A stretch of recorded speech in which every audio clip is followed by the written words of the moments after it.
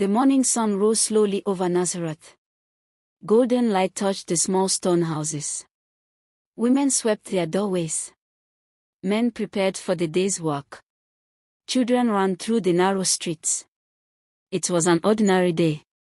But whispers began to move from house to house. Jesus has come back. The carpenter's son. They say he teaches in other towns. They say wonderful things happen where he goes. Some smiled with curiosity.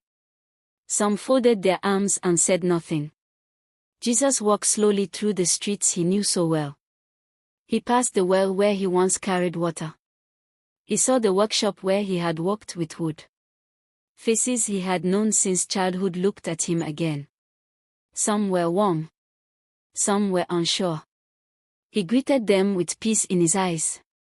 On the Sabbath, everyone gathered in the synagogue. The room was quiet. The scroll was placed in his hands. Jesus stood and began to read.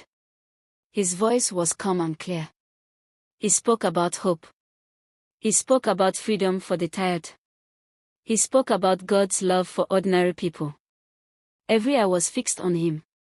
At first, the people were amazed. Then the whispering started. Is this not Joseph's son? Did he not grow up here? We know his family. Their wonder slowly turned into doubt. They remembered the boy who had lived among them. They could not understand the man standing before them.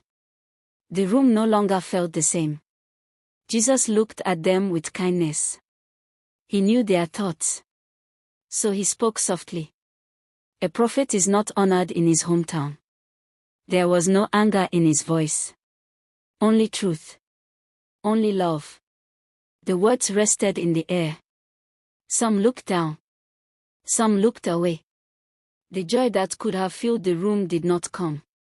They saw the past more than the promise. And so, few wonders were done there. Not because he did not care, but because their hearts were closed.